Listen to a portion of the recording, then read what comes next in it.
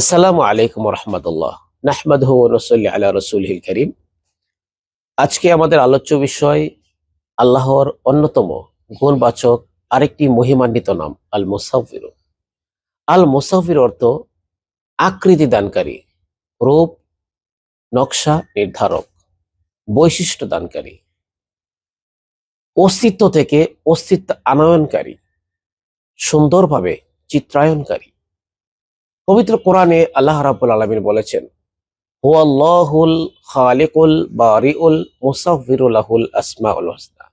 তিনি আল্লাহ, যিনি সৃষ্টিকর্তা, যিনি সৃষ্টিতে নিখুঁতকারী এবং আকৃতি দানকারী, আর সুন্দর সুন্দর নামসমূহ তার জন্যই।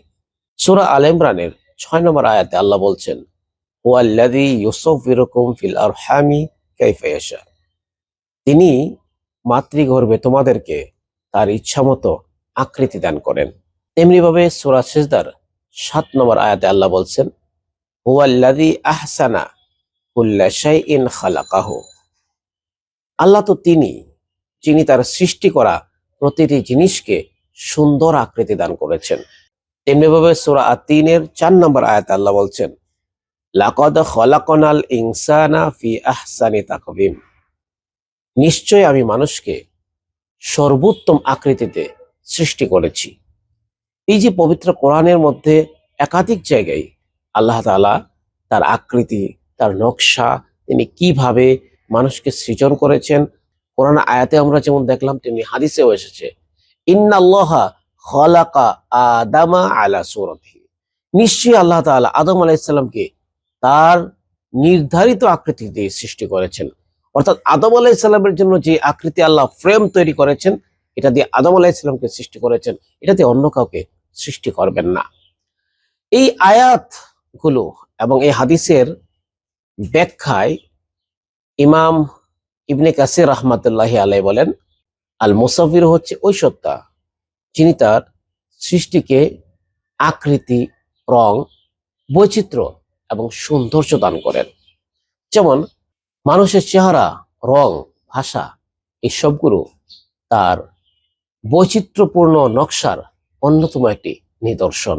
ইমাম তাবারি রাহমাতুল্লাহি আলাইহি বলেন, আল মুসাফিরু এটা ওই সত্তা যিনি তার সৃষ্টিকে এমন ভাবে ঢেলে দেন, এমন আকৃতি দেন, সেই আকৃতির কথা, সেই আকৃতির পরিকল্পনা কোনো মাখলুক, কোনো সৃষ্টিজীবের অন্তরেও নাই, মাথায়ও নাই, কোথাও নাই। তো আমরা কোরআন এবং হাদিসের ব্যাখ্যা শুনলাম, প্রখ্যাত মুফাসসিরগণের উক্তি আমরা জানলাম। এবার আমরা লজিক্যাল যুক্তি দেব। পৃথিবীতে কোনো দুইটা মুখ এক নয়, মানে দুইটা মানুষের চেহারা এক নয়, কাছাকাছি হতে পারে, এক না। তার মানে এর পিছনে একজন কারিগর আছে, একজন ডিজাইনার আছে। কে সেই ডিজাইনার?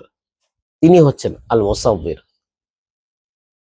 মাতৃগর্ভে শিশু ধাপে ধাপে বেড়ে ওঠে, ধাপে ধাপে বড় হয়, সেখানে সে তার শরীর নিষ্টপুষ্ট হয়, আস্তে আস্তে সে পৃথিবীতে আসার উপযোগী হয়ে ওঠে।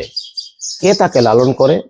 কে তাকে সুন্দরভাবে সেখানে ধাপে ধাপে বেড়ে উঠতে সাহায্য করছে? যিনি করছেন তিনি হচ্ছেন আল মুসাউফির। আল মুসাউফির সেই সত্তা যেটা অস্তিত্বে ছিল না, তিনি সেটাকে অস্তিত্বে নিয়ে এসেছেন। এই যে মানুষ সৃষ্টি করা, পৃথিবী সৃষ্টি করা, সৃষ্টির উপাদানটা আল্লাহর, সৃষ্টিকারীও আল্লাহ।